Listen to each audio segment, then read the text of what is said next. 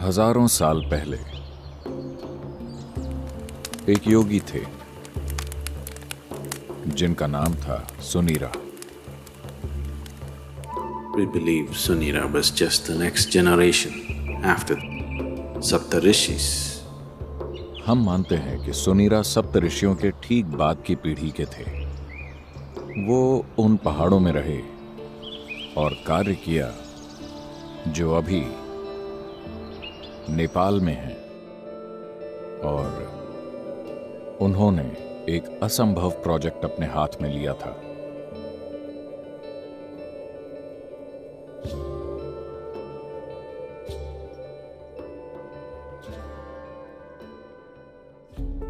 सुनीरा ने देखा कि मानव चेतना का विकास हो सकता है अगर आप एक परफेक्ट इंसान तैयार करें जो हर तरह के लोगों को यह प्रदान कर सके। एक तरह से वो शिव की परंपरा से आए थे। कहीं ना कहीं उनका सपना था कि शिव की तरह एक दूसरा प्राणी बनाए। वो एक बार फिर से एक जीते जागते शिव बनाना चाहते थे, दुनिया के लिए एक परफेक्ट गुरु जो पूरी तरह बहुआयामी हो। सिर्फ इस तरह की शिक्षा या उस तरह की शिक्षा न दें जैसे शिव ने पूरी मानव चेतना और मानव शरीर की हर संभव रूप में खोज की थी। वो वैसा जीवित प्राणी बनाना चाहते थे, तो उन्होंने एक ऊर्जा शरीर बनाना शुरू किया उस तरह का। और फिर उन्हें लगा कि वो उसके ऊपर एक भौतिक शरीर बना सकते हैं और उसे दुनिया में छोड़ सकते हैं कुछ 100 या 1000 साल के जीवन काल के लिए, ताकि वो सारी दुनिया को रूपांतरित कर दें जब तक उनका समय पूरा हो। तो उन्होंने इस प्रोजेक्ट पर काम शुरू कर दिया, और हां, वो इसे पूरा किए बिना ही मर गए।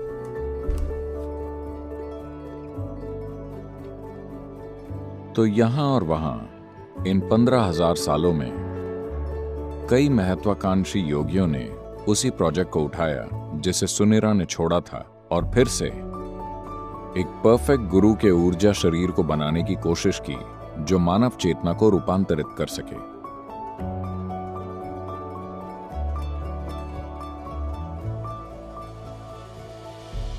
उन्होंने उसे मैत्रेय नाम दिया। मैत्रेय का अर्थ है मित्र, मानव जाति का सच्चा मित्र जो आकर मानवता को बदल दे, एक विश्व गुरु।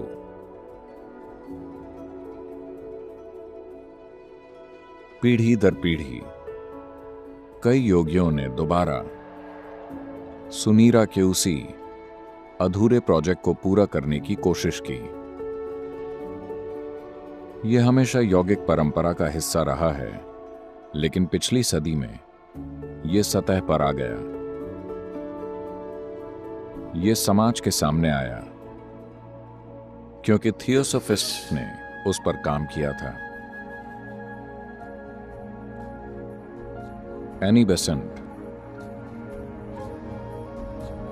लेडबीटर और मैडम, जो भी उनका नाम था मैं बोल नहीं पाऊंगा,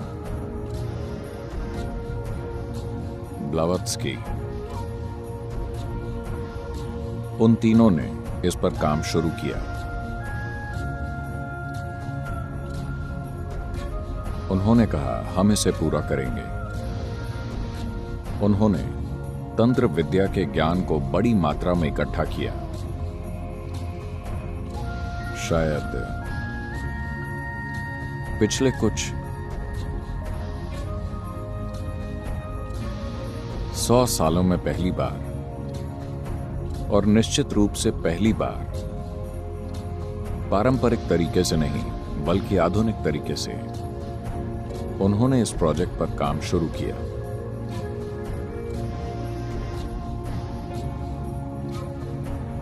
और उन्होंने इस प्राणी को ढूंढने का प्रयास किया। इस अधूरे प्रोजेक्ट को वो अपने हाथों में लेकर पूरा करना चाहते थे। कुछ काम किया गया। उनके पास ज्ञान था, पर उनके पास काबिलियत नहीं थी। उन्होंने काफी जानकारी जुटा ली थी, मगर वो ऐसा कुछ करने के लिए जरूरी साधन नहीं जुटा पाए। उन्होंने 2 बार गंभीर प्रयास किए, बस ये घोषित करने के लिए कि उन्होंने प्रोजेक्ट पूरा कर लिया है और परफेक्ट प्राणी आ चुका है, मगर यह कारगर नहीं हुआ।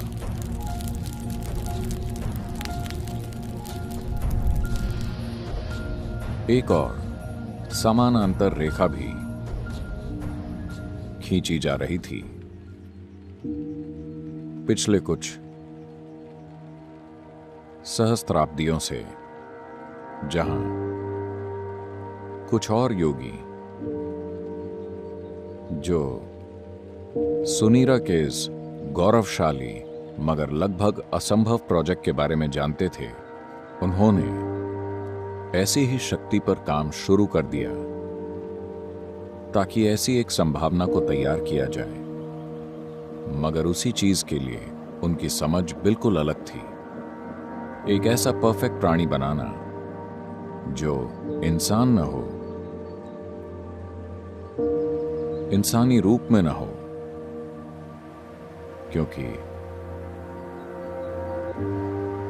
क्योंकि इसे एक इंसान में डालना एक ऐसी संभावना को इंसानी सिस्टम में सभी क्षमताएं हैं, पर फिर भी इसमें उसे थामने के लिए सीमा की जरूरी समग्रता नहीं है।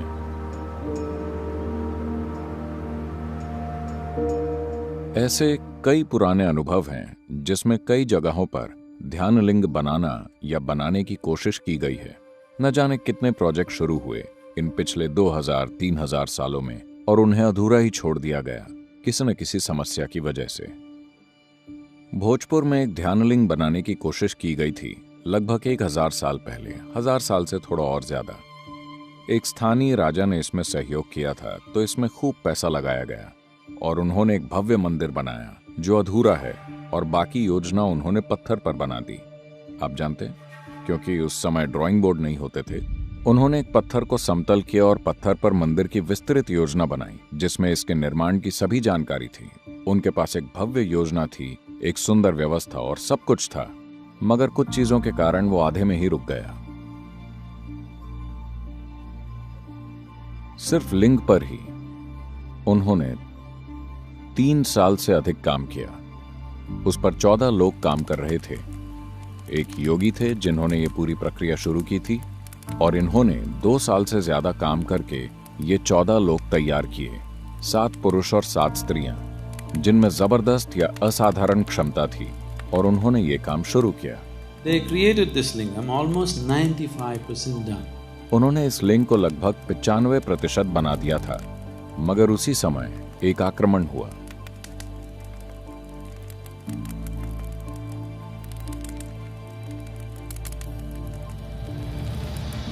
जो लोग हमला करने आए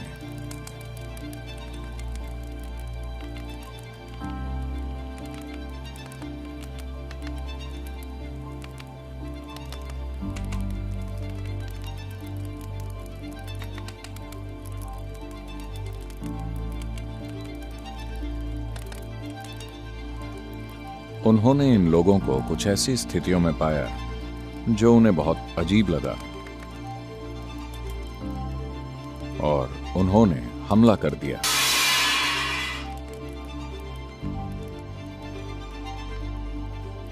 उस हमले में योगी का बायां पैर कट गया। शरीर में इस चोट के कारण वो आगे का काम नहीं कर पाए, तो उन्होंने तय किया कि कुछ योगी खुद लिंग में समा जाएंगे और इस काम को पूरा कर देंगे। तो उन्होंने एक दूसरे योगी को ऊर्जाओं को बंद करना सिखाया, और वो सभी अपने शरीर छोड़कर लिंग में समा गए। पर जो दूसरे योगी थे जिन्हें ये काम करना था, वो इस परिस्थिति से इतने भावुक हो गए कि वो ऊर्जाओं को बंद नहीं कर पाए। क्योंकि वो उसे समय पर लॉक नहीं कर पाए, तो लिंग में दरार आ गई। आज भी आप देख सकते हैं, लिंग में एक सीधी दरार है। वो लगभग 3 से 4 इंच खुल गया था, अब उसे चूने से भर दिया गया है। आर्कियोलॉजिकल विभाग ने उसमें चूना भर दिया है, पर उसमें दरार आ चुकी है।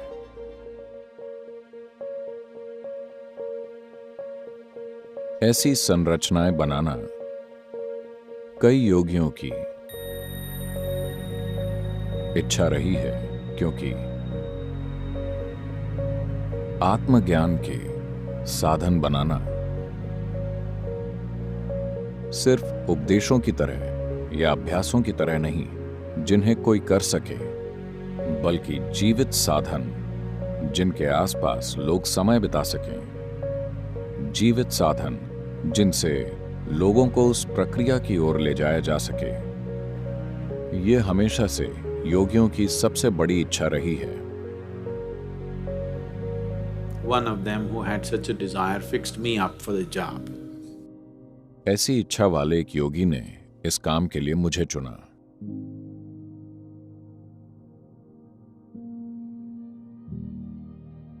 उनके साथ मेरी शारीरिक करीबी सिर्फ चंद मिनटों की ही थी। इन कुछ क्षणों में ही इस शानदार चतुर व्यक्ति ने अपने प्रोजेक्ट के लिए मुझे गुलाम बना लिया।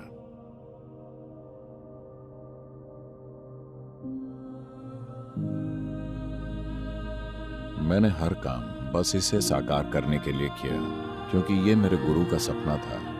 ये उन्हीं की दूरदर्शिता थी कि ध्यानलिंग स्थापित किया जाना चाहिए।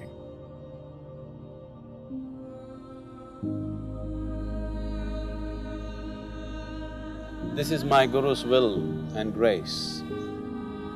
ये मेरे गुरु की इच्छा और उनकी कृपा है।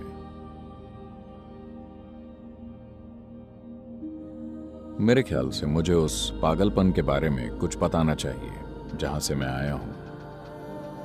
After 2 lifetimes of heartbreaking sadhana, बहुत तीव्र, वाकई दिल तोड़ देने वाली साधना, इन 2 जीवन कालों के लोग मुझे शिव योगी बुलाते थे। और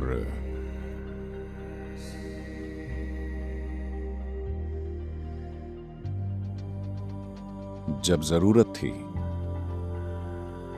जब मेरे गुरु प्रकट हुए,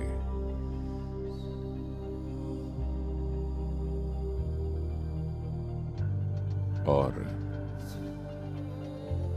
जब उन्हें लगा कि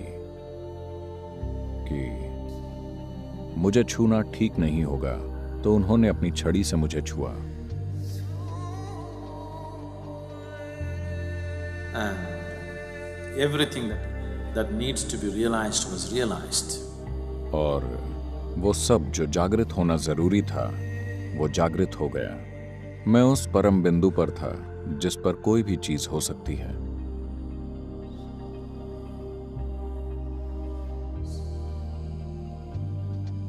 तो उस प्राणी को शिव योगी कहा गया,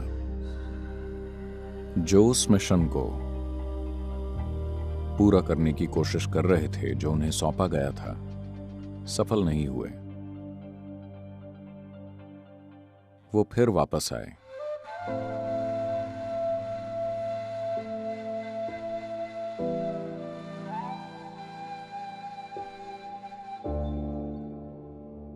सद्गुरु श्री ब्रह्मा के रूप में। कड़ी मेहनत की, लगभग सफल हो गए थे, मगर वो समाज में अच्छी छवि नहीं बना सके, क्योंकि वो जो थे उसकी तीव्रता सामाजिक हालात में समझी नहीं जा सकती थी, तो वो उसे पूरा नहीं कर पाए। उन्होंने कुछ लोगों को तैयार किया और फिर पहाड़ पर चले गए। वो खुद को जांच रहे थे कि वो असफल क्यों हुए। उनके पास सब कुछ था, ऐसा क्यों हुआ कि सफलता नहीं मिली? वो जानते थे कि ऐसा नहीं है कि उनमें क्षमता की कमी है, बात बस इतनी है कि वो बस समाज का समर्थन नहीं जुटा पाए जिसकी जरूरत थी। तो वो आखिरी बार पहाड़ पर गए।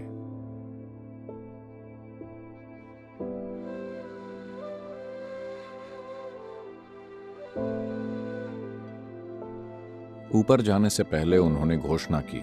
यहाँ तलहटी पर उनके कुछ शिष्य वहां इकट्ठा हुए। सब ने पूछा, अब क्या करें? He said, even Tirpi Varwan, that means this one will be back again.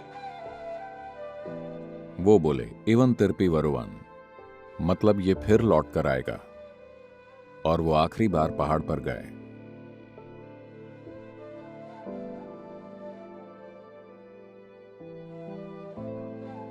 और उन्होंने एक दुर्लभ चीज की। उन्होंने एक ही समय पर अपने 7 चक्रों से अपना शरीर छोड़ दिया। यानी वो बस खुद को जांच रहे थे। वो जानते थे कि ऐसा नहीं है, मगर फिर भी कुछ असफल हो तो सबसे पहले आपको अपने दोष जांचने चाहिए। तो वो देख रहे थे कि क्या मैं सक्षम नहीं हूं या उतना सक्षम नहीं हूं। तो उन्होंने अपने 7 चक्रों से अपना शरीर छोड़ दिया। ये असाधारण ऊर्जा, बिल्कुल अलग ऊर्जा जो कहीं और नहीं है, आप 7वीं पहाड़ी पर महसूस कर सकते हैं।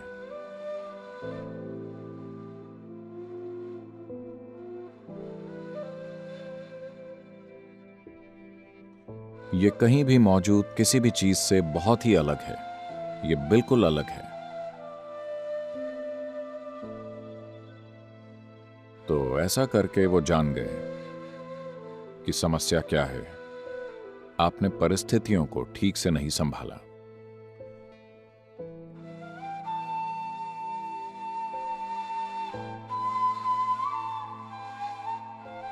इस बार जब हम आए तो हमने सारी योजना उस बिंदु तक बनाई जहां हमने तय किया कि कुछ लोग जिनकी मुझे जरूरत होगी वो कहां, किस कोख से जन्म लेंगे और कैसे। सब कुछ तय किया गया और सब कुछ वैसा ही हुआ।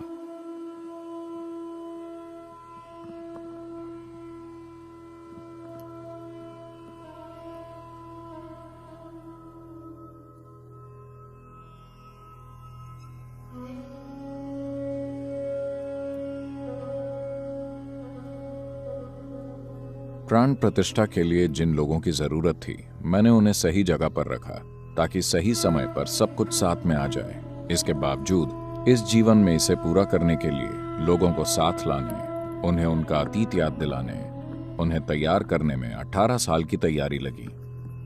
यह आपके लिए परी कथा जैसा है, मगर यह ऐसी चीज है जो हमारे लिए एक जीवित सच्चाई है।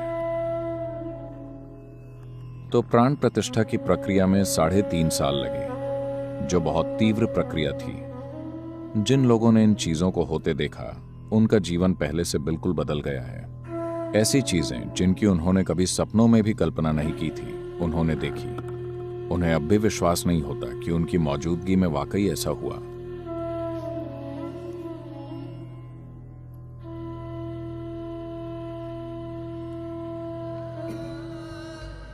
योगी सुनीरा, उन्होंने जीवन भर इस पर काम किया और उनके जीवन के अंत में जब ये परफेक्ट प्राणी बनाने का उनका सपना अधूरा रह गया, तब योगी सुनीरा ने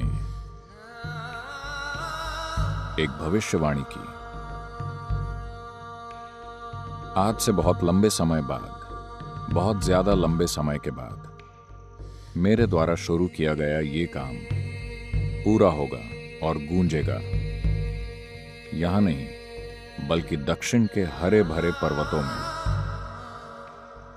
हमारे पर्वत हरे भरे हैं और हम दक्षिण में हैं। तो जो भी सुनीरा की भविष्यवाणी थी वो सच हो गई है, पर उस रूप में नहीं जैसा उन्होंने सोचा था।